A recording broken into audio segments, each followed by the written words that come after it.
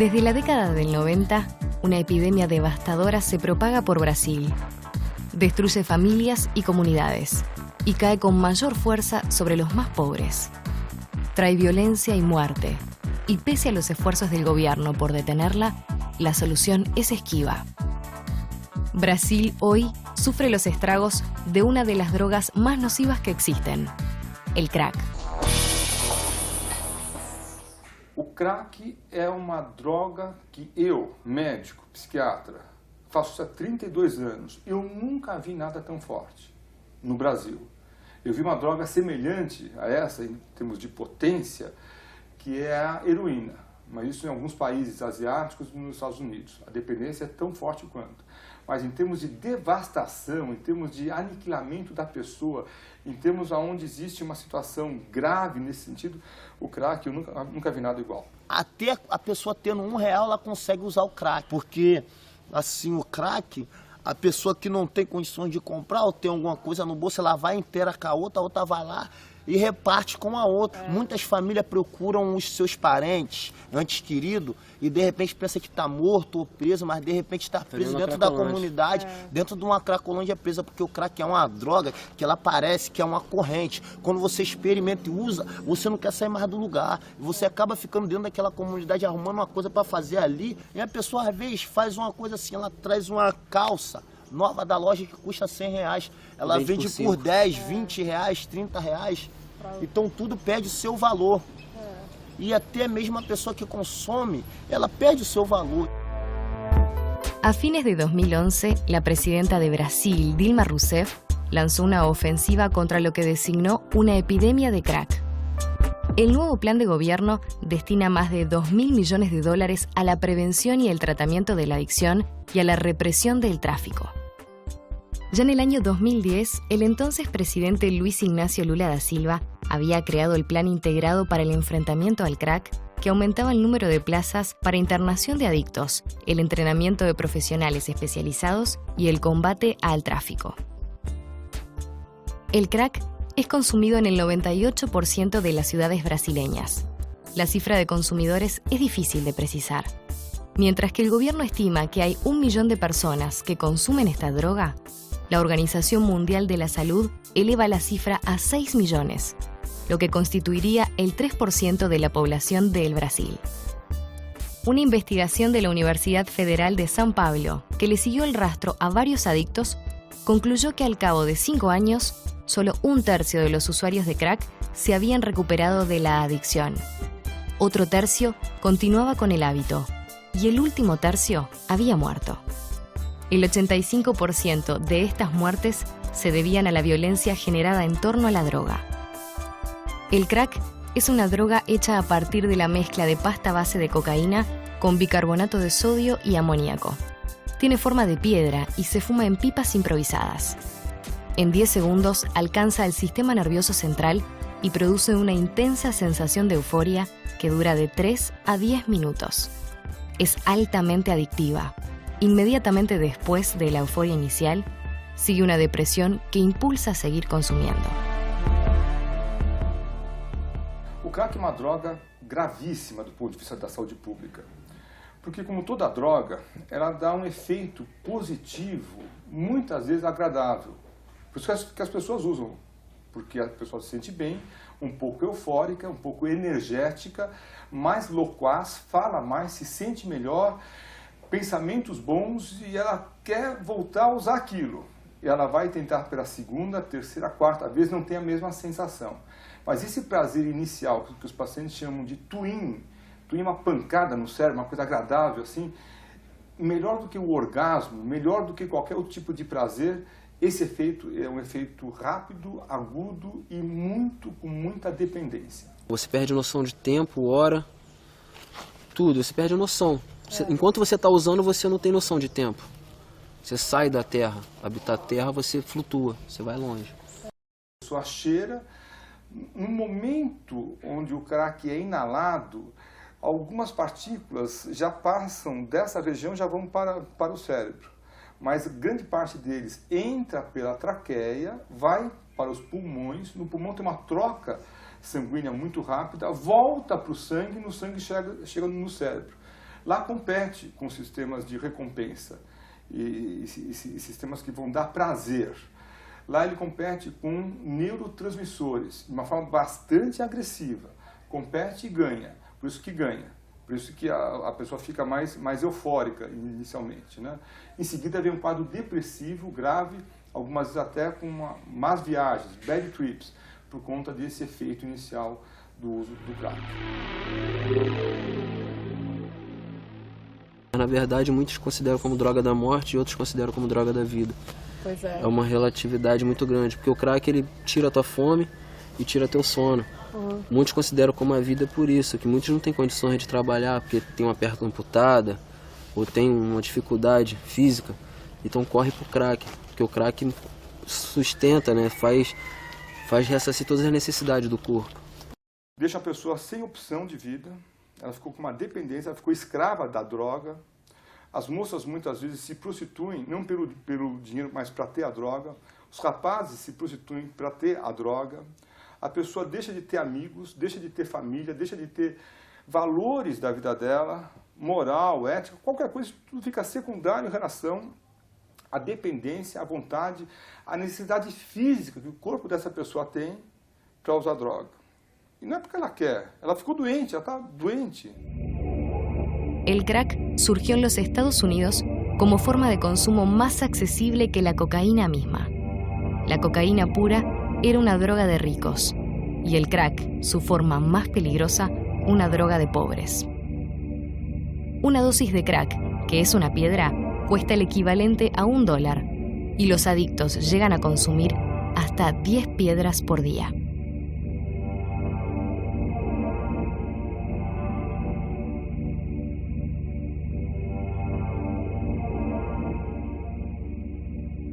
É, 40% deles são moradores de rua, já estão nesse nível social, eles são moradores de rua, porque abandonaram as famílias, porque foram abandonados pelas famílias, porque não tem pai, porque não tem mãe, porque não tem mulher, porque não tem filho, não importa. Eventualmente você vai encontrar gente de classe média que acabou sendo de alguma forma atraído para aquele local pelo fácil uso da droga e você encontrar muito facilmente a droga, em pequenas quantidades, mas se encontra. Mas, em geral, é gente pobre, que não tem orientação, gente sem vínculo familiar, que acaba indo morar na Cracolândia ou frequentar com muita assiduidade a Cracolândia. Você vai ter as visitas periféricas, né, que são aqueles sujeitos com melhor condição econômica, que passam, compram a droga ali e vão embora para consumir em outro lugar. Las piedras de crack comenzaron a ser usadas en 1990 en la periferia de San Pablo y en menos de 2 años se habían expandido por todo el país. Brasil es un puente para la droga proveniente de Bolivia, Colombia y Perú con destino a Europa. Parte de los cargamentos no llegan a cruzar el océano y se quedan en el territorio brasileño para consumo local.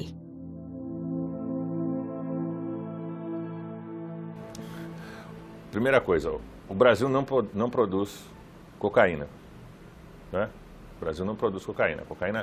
80% da produção boliviana passa pelo Brasil. Quando eu falo pelo Brasil, não é só São Paulo, é Rio, Minas, todos os estados brasileiros. Uma parte dessa droga, o destino é a Europa, não é? E uma parte dessa droga fica no Brasil. O Brasil tem uma condição econômica hoje privilegiada dentro da América Latina, da América do Sul, né? E tem dinheiro para consumir essa droga, para usar essa droga. A droga ela vem em forma de pasta, ela não vem o crack pronto para cá. O que o crack é? O crack é cloridrato de cocaína, ou a pasta base da cocaína, misturado com bicarbonato de sódio e eventualmente um pouco de amoníaco. Mistura-se isso, põe-se para secar, quebra e viram as pequenas pedras, né? Cada grama já da massa pronta do crack vai ter de 3 a 4 pedras de crack. E essa droga, então, onde ela é feita, essa mistura? Ela é feita em pequenos laboratórios, laboratórios é um nome que se usa, mas na verdade não é nada muito sofisticado. Sujeito com uma panela, um fogareiro e um secador, com algumas lâmpadas, um pedaço de madeira, ele consegue fazer isso aí. Não é nenhum processo muito difícil. E essa droga, ela é misturada em pequenas casas, sítios, chácaras, ao redor das grandes cidades do Brasil, não só de São Paulo, do Brasil todo. E aí, em pequenas porções, isso é trazido para os locais de consumo. É assim que acontecia na Cracolândia. Nós fizemos muitas prisões, identificamos em torno de 10, 12 laboratórios no ano passado, mas todos eles têm essa configuração. Um pequeno traficante comprava essa droga, trabalhava, misturava y vinha vender na Cracolândia. El crack se esparce rápidamente, alcanzando pueblos y localidades alejadas. Pero es en las grandes ciudades, como San Pablo y Río de Janeiro, donde se encuentran los focos de consumo. Los traficantes y adictos suelen ocupar zonas del centro urbano en mercados nocturnos y lugares de consumo al aire libre que se conocen popularmente como cracolandias. Las cracolandias se convierten en tierra de nadie, donde la ley no llega y abunda la violencia. ¿Dónde se emplazó la mayor cracolandia de Brasil? Nada menos que en San Pablo, que con 20 millones de habitantes en su área metropolitana es la ciudad más grande de Brasil y de América del Sur. La Luz, uno de los barrios más antiguos de San Pablo, tuvo su auge a fines del siglo XIX y comienzos del siglo XX, cuando era un elegante centro comercial y de servicios para los viajeros que llegaban a la estación ferroviaria de La Luz. En los años 40, la zona entró en un proceso de deterioro que culminaría en los años 90 con la formación de la tristemente célebre Cracolândia. Tem várias teses sobre a formação da Cracolândia. Desde que o pessoal da periferia, com medo da violência, ali se acumulou no começo da década de 90, né? E não necessariamente nessa rua onde estava acontecendo ultimamente, na Helvécia, nas ruas que são próximas ali.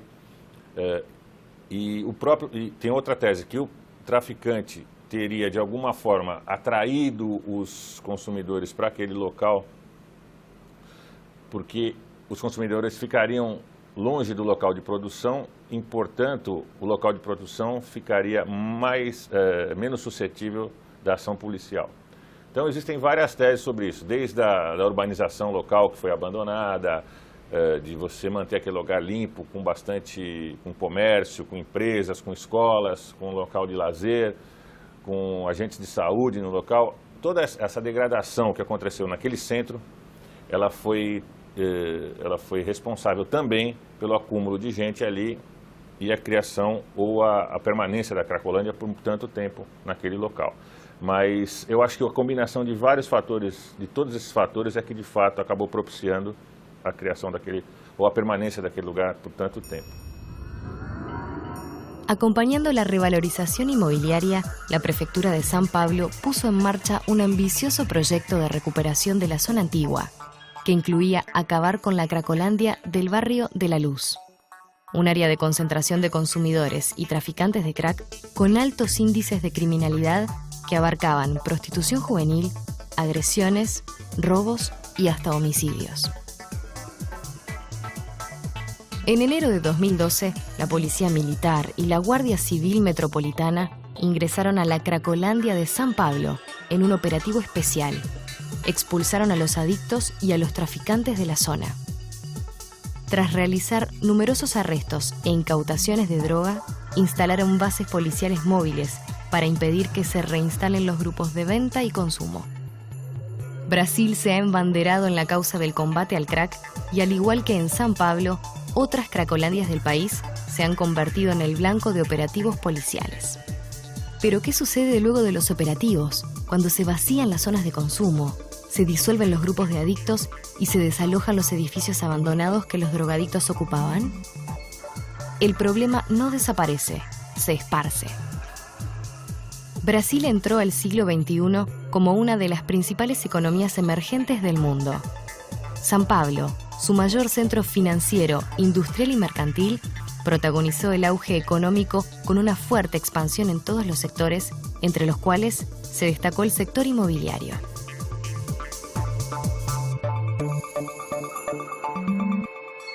Foi o mesmo que bater o pé no chão e espalhar os ratos pelos cantos.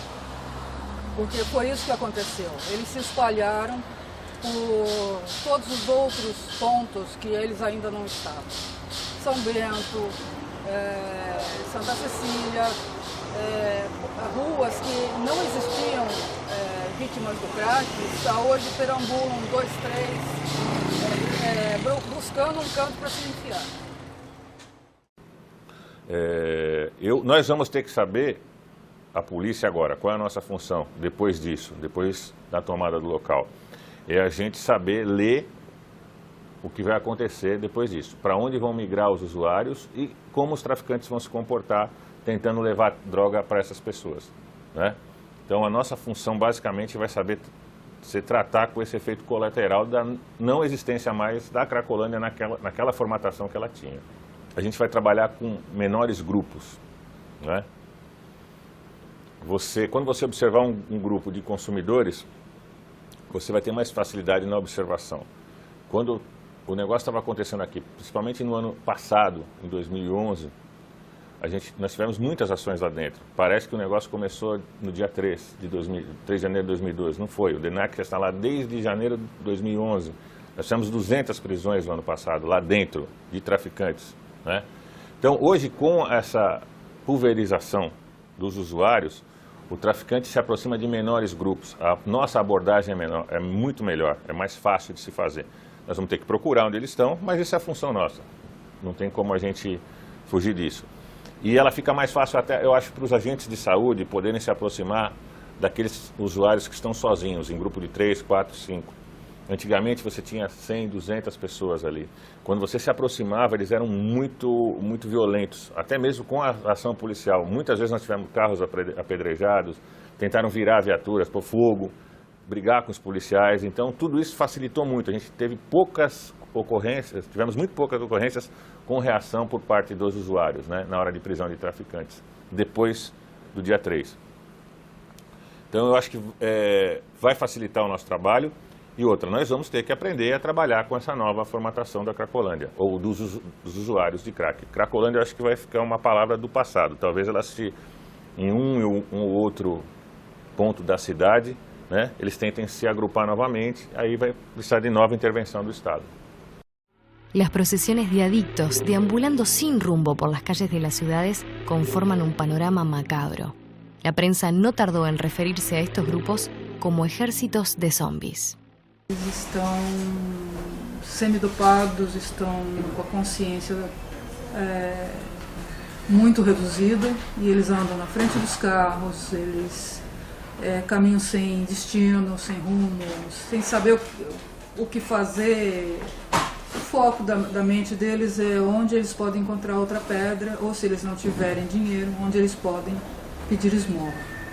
Una de las críticas más frecuentes a los operativos es la falta de asistencia médica y social para atender a los adictos que van presos o son expulsados de las calles del barrio.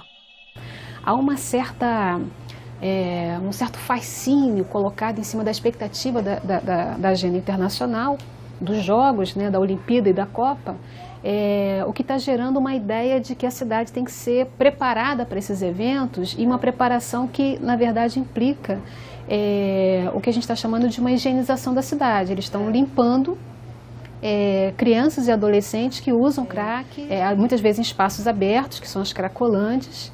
Em outros momentos não são cracolândias, é a população que está circulando na rua, né? Então o Brasil ele não enfrentou questões centrais, né, como a pobreza, as condições educacionais, está enfrentando muito lentamente, mas a questão do crack é resolver para ontem, resolver de uma forma...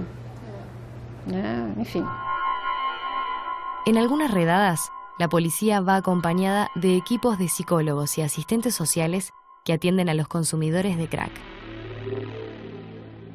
Olha, o trabalho da abordagem é de convencimento para que essas pessoas percebam a situação que elas estão, fisicamente, né, em locais insalubres, a questão da higiene pessoal, né, das doenças que eles estão suscetíveis por estar nesse local. Então a gente encaminha para o abrigo do município. Lá no abrigo é feita uma entrevista com os profissionais do abrigo e o tratamento ele é difícil, né? Não existe uma fórmula mágica que vai dar conta da pessoa parar de usar droga, seja ela qual for, do dia para a noite. Seja o crack, o tabaco, o álcool, né? Que já são mais antigas até que o crack e persistem até hoje. Eu sou usuário de crack há mais de entre 6 e 7 anos. Eu já estou num período que eu não estou me aguentando mais, entendeu? Já tentei internação já até alguma vez, mas não deu muito certo. Aí hoje estou aqui pedindo ajuda, né? Pra mim, pô, mais pra frente conseguir ter um futuro melhor. Eu já estou na cerca de quase 30 anos. Eu até tenho profissão, mas atualmente, por causa da droga, não trabalho, ando muito parado. Entendeu? Eu tenho feito coisas até errôneas para poder estar usando a droga.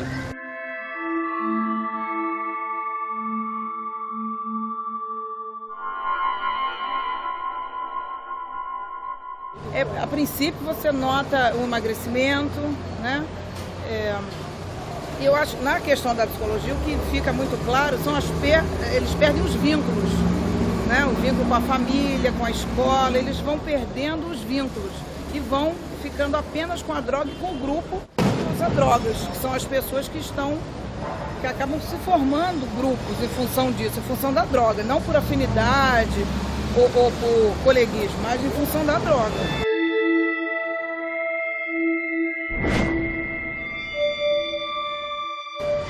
Comecei mesmo junto de amigos, né? Curtição. Comecei até aqui na comunidade, que eu vinha pra cá curtir o baile, fim de semana. E comecei a usar os fins de semana, achava uma droga legal, me fascinava no início. Acabou que eu perdi o emprego, continuei usando, consegui me recuperar um certo período, voltei a usar mais ainda. E hoje estou nessa situação, né? Já estou alguns dias na rua, só usando droga, e isso não é vida para ninguém.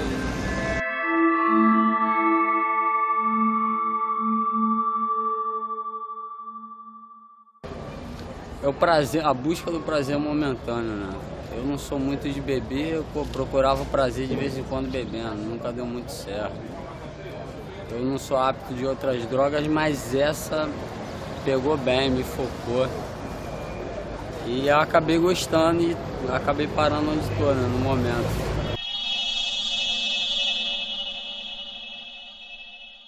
Não podemos negar que, de fato, existe não sei se a gente pode chamar de epidemia, mas existem grupos que usam crack em determinados locais e acabam trazendo transtornos para todos, né? Tanto para a população quanto para eles mesmos, porque eles ficam em redutos, né, nesses guetos, sem nenhuma higiene, sem alimentação, né, sem nenhum tipo de assistência. Então, são pessoas que ficam desassistidas mesmo, né, socialmente, psicologicamente, de todas as formas.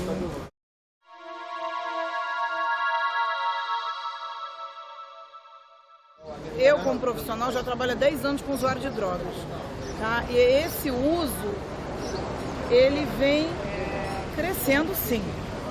Só que nós temos outras substâncias lícitas que também causam diversos danos à saúde, entendeu? Diversos danos sociais, que é o álcool, que é lícito, que é vendido para maiores de 18 anos e que traz uma série de problemas. Se a gente focar apenas no crack, a gente vai ficar restrito a uma substância única. E não é verdade, porque o usuário de crack, ele também não usa só crack. Ele fuma cigarro, ele bebe, ele eventualmente vai fumar maconha se não tiver o crack, ele quiser alguma coisa para sair do estado dele, entendeu, de sobriedade, então ele vai usar outras substâncias. Sem dúvida nenhuma, no momento, o foco maior ficou em cima do crack. Por quê? Porque ele é uma droga que tem um efeito mais rápido no organismo. E a fissura vem mais rápido que as outras drogas, né? O efeito vem rápido, a onda vai embora rápido e a vontade de usar também. Então ele causa um dano maior em curto espaço de tempo. O álcool, a pessoa pode beber 10 anos até que esses sintomas apareçam dos danos orgânicos, né? No crack não, isso é bem reduzido. Em pouco tempo você percebe esses danos. La clave para hacer frente a la epidemia de crack está en encontrar la forma de rehabilitar exitosamente a los adictos. Para mim, não é possível tratar do indivíduo que tem dependência de crack só no regime de ambulatório. É necessário a internação. Eu defendo esse tipo de abordagem terapêutica, esse tipo de modelo terapêutico, porque o modelo de consultório, o modelo de ambulatório, o modelo onde o paciente recebe uma consulta e volta para o ambiente onde ele estava usando crack, é um modelo 100% ineficaz. Eu não conheço um único paciente que tenha se beneficiado de ir até uma consulta médica, seja num consultório classe AA, seja no Hospital das Clínicas, seja nos CAPs, Centro de Atenção Psicossocial, que foi à consulta, recebeu orientação e falou, eu vou deixar de usar crack. Tá bom, estou convencido que eu devo deixar de usar crack agora. Eu não vi nenhum paciente assim. Claro, eu trato dos pacientes mais graves. Todo mundo que teve esse tipo de orientação, para mim, na minha opinião, teve um fracasso absoluto. Então, se eu quero tratar de alguém usando crack, a internação é o primeiro caminho. Não é o único caminho, e nem é o caminho milagroso, mas é o caminho inicial para que a pessoa possa parar com o uso da droga e ela possa escolher o que ela quer fazer depois. Quero continuar com a droga ou quero ficar sem a droga? Mas enquanto ela estiver usando a droga, ela não consegue ter essa visão, ela não consegue ter essa avaliação para a saúde dela. Existe uma internação que pode ser a internação voluntária, né? Eu não estou bem, eu preciso de ajuda, né? Isso é muito recorrente também na área de drogas. Existe uma outra internação que é a internação involuntária, ou seja, o sujeito não quer, né? Mas a equipe, né, avalia que se ele não estiver num espaço protegido nesse momento fechado, ele traz risco a ele ou a outro, enfim. A internação compulsória é uma ferramenta que é usada no mundo todo, muito bem regulamentada. Eu acho que as pessoas fazem um carnaval em relação a isso. O Conselho Federal de Medicina, o Conselho Regional de Medicina, define muito bem quando que a gente pode usar essa internação compulsória. Em algumas situações você pode usar, em muitas outras você não pode usar. Se a pessoa quer se matar, nenhum médico vai autorizar a pessoa a se matar. Nenhum médico vai ajudar a pessoa a se matar. Nós vamos evitar isso a qualquer custo, mesmo que seja contra a vontade dela. Se a pessoa estiver doente e quiser matar alguém, nenhum médico vai falar, olha, esse problema não é meu. Digo, médico psiquiatra, evidentemente, médico que recebeu um bom treinamento em relação a isso, né? O médico vai tentar evitar. Se o caminho for internar contra a vontade dela durante esse momento, nós vamos ter que fazer isso.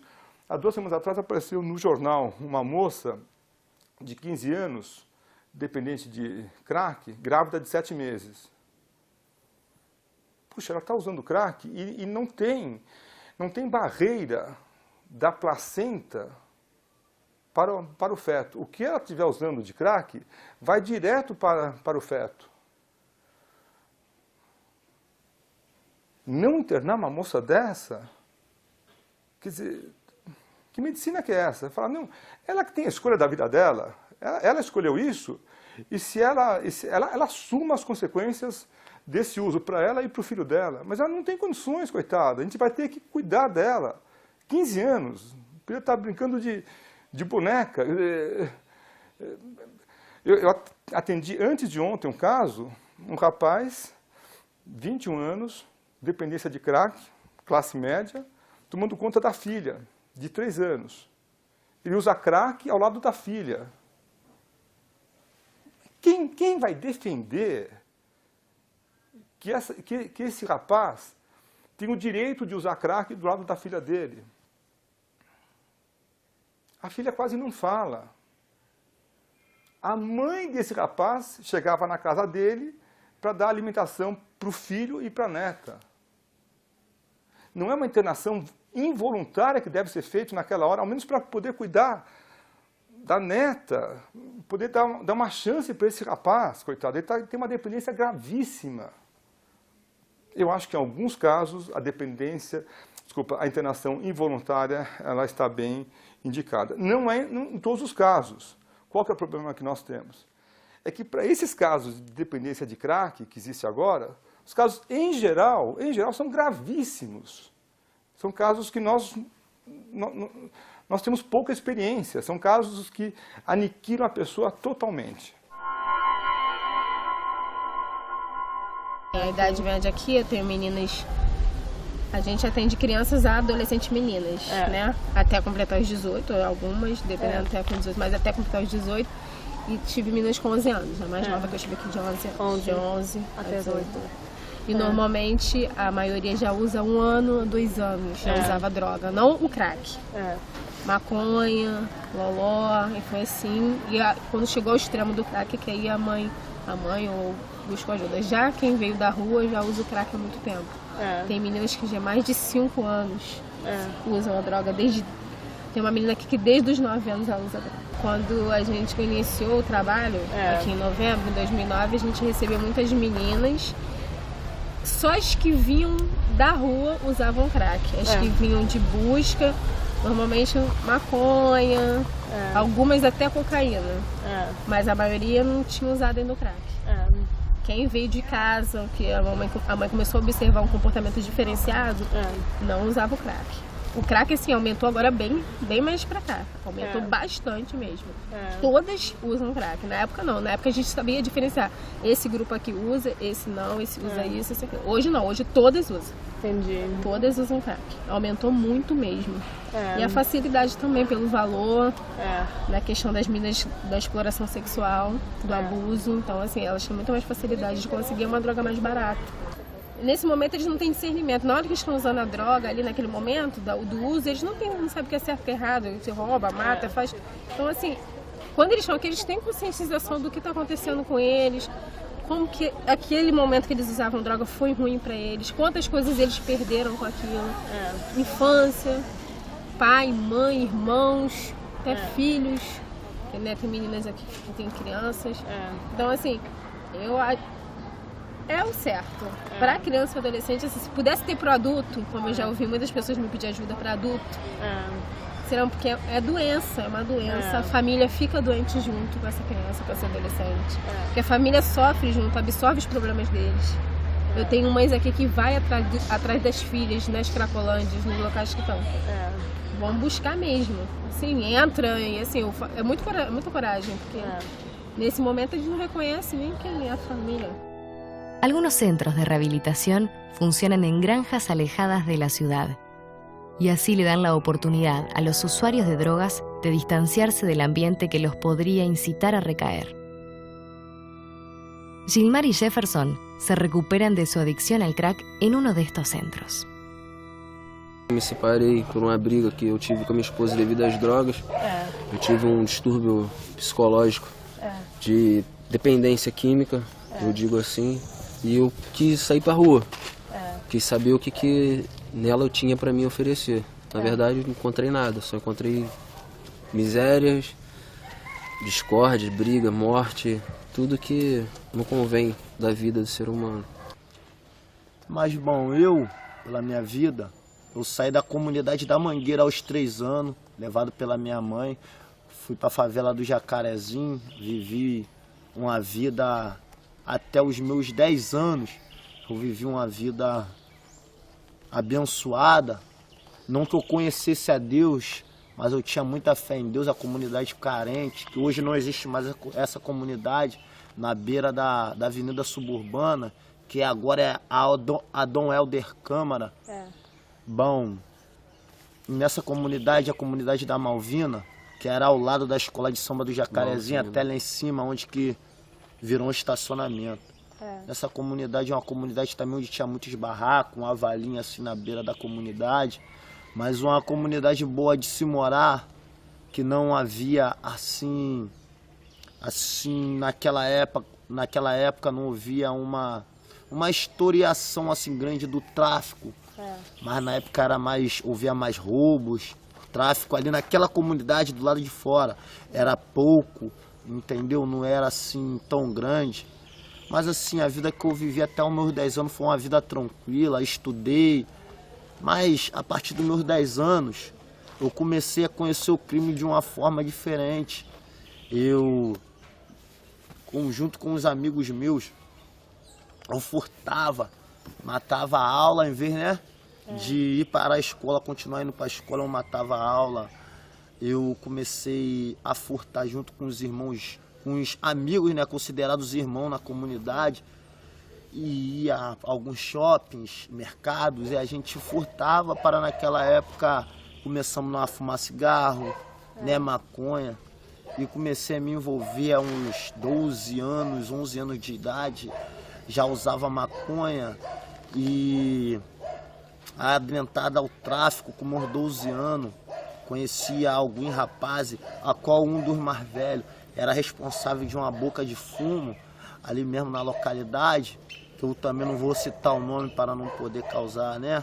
Mas, assim, andava armado, assim, uns 12 anos, meus 11 anos, eu portei a primeira arma, uma pistola, assim, vivia uma vida fora do comum. Eu cheguei a fazer coisas que não me agradavam, que às vezes eu não queria fazer, mas tinha que fazer. Tinha que pessoas que entravam em dívida na comunidade ou na favela, eu tinha que cobrar. E novo, ainda não na adolescência, mas ainda na infância, eu cheguei a ter, assim, como é que eu posso dizer, uma certa responsabilidade do crime em minhas mãos, a qual eu não queria, mas muitas das vezes era obrigado por estar ali no meio. E passei por muitas trocas de tiro, a qual muitas das vezes eu não tinha reação, mas eu tinha que reagir de alguma forma para que eu não morresse. E dali de Honório Gurgel, daquela comunidade, voltamos para onde que eu fui criado, que é a favela do Jacarezinho, traficava e usava drogas, e aonde esse rapaz que era na época o meu patrão, também novo, tinha uns 19 anos, tinha uma moto que hoje, nessa época, a moto dele com uns 20 mil, 25 mil reais, novo, ele tinha armas ao poder dele, tinha fuzil, tinha metralhadora e também trabalhava com alguns quilos de drogas, mas esse rapaz, ao decorrer do tempo, passando os anos, nesse dia eu não estava lá na comunidade com ele, estava na favela onde que eu fui, né, criado no Jacarezinho. Ele morreu, um rapaz novo, um rapaz que tinha um futuro pela frente, mas que optou caminhar pelo crime, fazer, né, assim, do crime uma fortaleza, e morreu com uns 20, 19 anos. Assim que eu saí da casa da minha esposa, eu estava com uma quantia em dinheiro alta, eu estava no andarilho, né, como fala, caminhando, e encontrei a comunidade do Village. Cheguei na comunidade do Village com a quantia em dinheiro equivalente a R$ 985 e comprei a primeira de experimento. Fui experimentar. Aí nisso que eu experimentei no Zirê, né, que é a mistura, usei o primeiro, gostei, o cheiro bom, gosto bom. Fui no segundo, fui no terceiro, no quarto, me venderam. Nisso que me venderam, eu fui usando, sem parar, dando pros outros, usando, dando. Quando eu fui me deparar, eu já estava sem tênis, sem camisa, sem boné, sem mochila. Eu, ao usar o crack, muitas das vezes eu causei problemas para algumas pessoas, até para mim mesmo, ao afastamento da minha esposa, da minha vida e dos meus filhos.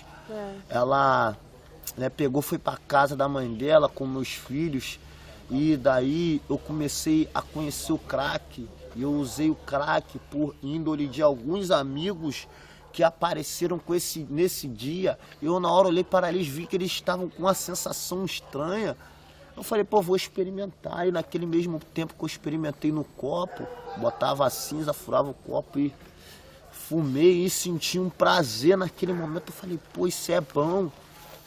Mas eu não sabia que aquilo era o começo da minha morte. O ponto mais crítico, quando eu fumei o meu Zirê, foi o ponto de eu chegar em casa, falar assim, tô saindo, a minha esposa perguntar para onde você vai, e eu falar, tô saindo, e ela tentar me parar, e ela falar assim, também tô saindo, para poder me dar uma trava, e a gente começar a entrar em atrito entre os dois.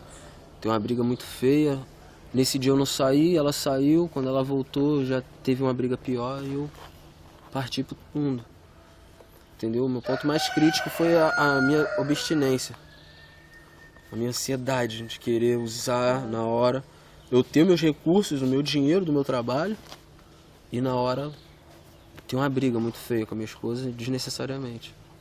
E meu ponto crítico mesmo que eu cheguei ao ponto de comer lixo, pô. Revirar lixo para poder comer, depois que eu saí de casa. Tive o meu levante de novo dentro da comunidade, Mas antes eu revirei lixos, eu percorri lugares onde só Deus. Só Deus.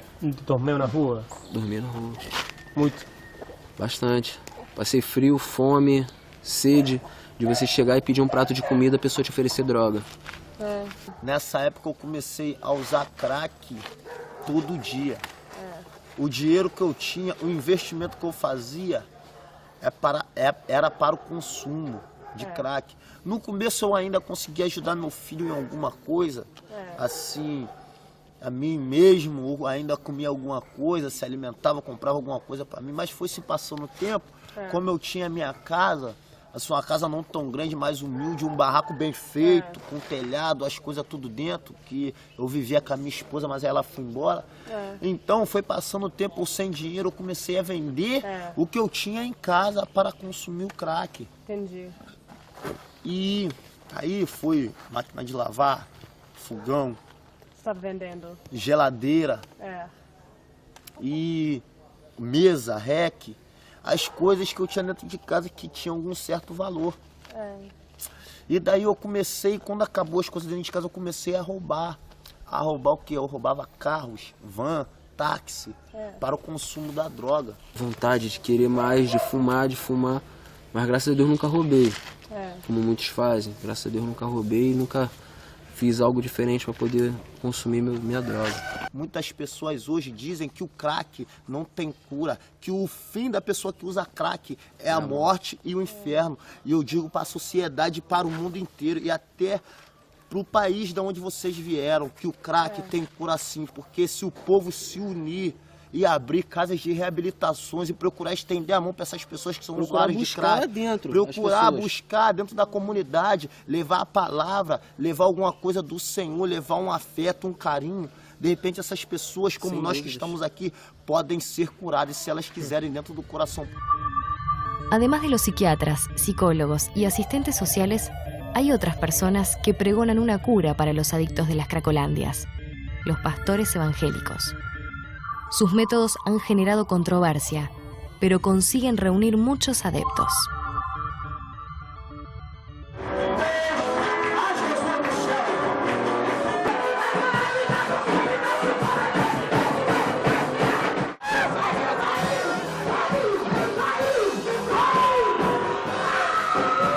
Eu vim do tráfico, eu vim da pesada, vim do assalto, eu sou ex-homicida, já matei, já roubei, já trafiquei, já comandei dentro, como eu falei para o senhor, mas eu aceitei Jesus uma vez só. Quando eu aceitei, meu irmão, foi para uma vez só, entendeu? Nunca me desviei, foi uma vez só. Nem todos têm essa força que eu tive, né? Infelizmente, eu aprendi a dar valor naquilo que eu recebi de Deus. Eu recebi de Deus essa oportunidade. Se você perguntar a qualquer pessoa que tem aí dentro, ele vai te falar meu fundamento, de onde que eu vim, o que eu fiz, porque eu sou muito conhecido. Tanto que Deus me colocou aqui em destaque aqui, para mostrar para muitos que Deus é Deus que pega aquele que está lá embaixo e coloca aqui em cima. Deus é Deus. Assim como me pegou, né, e me colocou aqui hoje, para mostrar para muitos, né, que dizia que eu não ia chegar até meus 30 anos, que eu completei ontem. Hoje eu estou aqui com 30 anos, com a glória de Deus, estou aqui resgatando pessoas que outrora eu estava lá embaixo. Pessoas que outrora eu estava juntinho com eles e hoje eu estou tirando. Estou arrancando, irmão.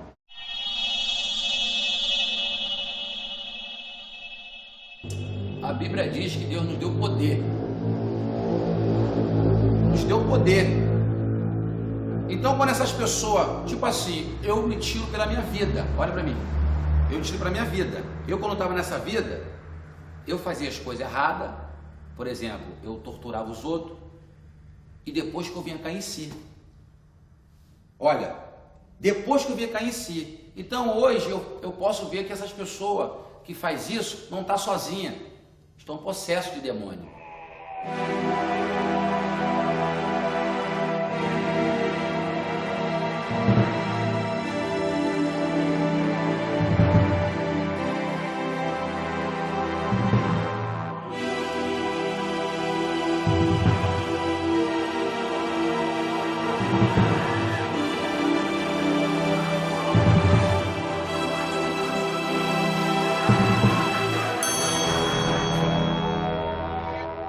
o demônio, assim, a mal influência que está na vida deles, quando me vê Deus na minha frente, vê Deus, eles correm, alguns caem. É aí que eu entro para a libertação profunda.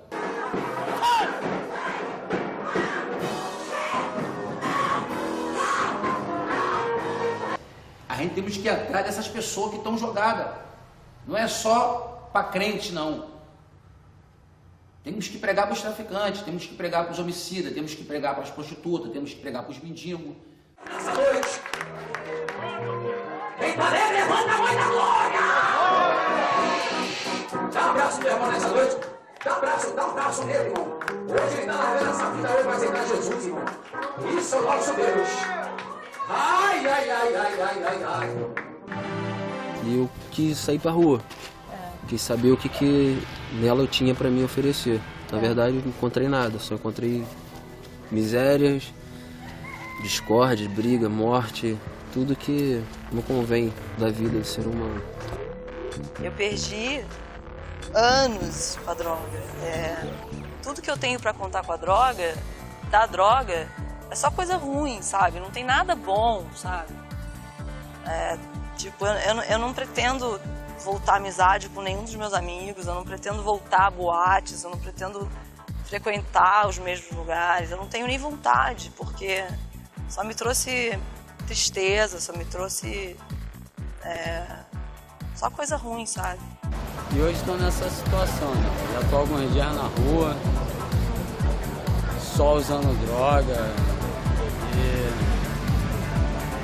isso não é vida pra ninguém. Fumei e senti um prazer naquele momento, mas eu não sabia que aquilo era o começo da minha morte. É o prazer, a busca do prazer momentâneo, né? Paranoia é a coisa pior que eu já senti na minha vida, assim, é como um filme de terror, sentir paranoia. Me senti perseguida por tudo, por todos. Ouvi vozes na cabeça, gente me chamando. Eu ouvi a minha mãe me chamando. Minha mãe falava, para, Fabiana, você vai se matar, para com isso. Eu conto cada minuto, cada segundo, cada dia, porque é uma luta diária. Percorri lugares onde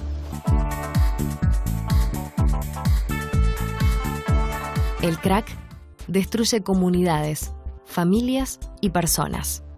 Es un mal que aqueja a Brasil desde hace más de 20 años. El gobierno ha reconocido que sufre una epidemia de crack y hay 2.000 millones de dólares destinados a terminarla. No será fácil, pero el primer paso está dado. En esta lucha se juega el futuro de miles de adictos que han perdido el control de sus vidas y de otros tantos jóvenes en riesgo de seguir el mismo y tenebroso camino.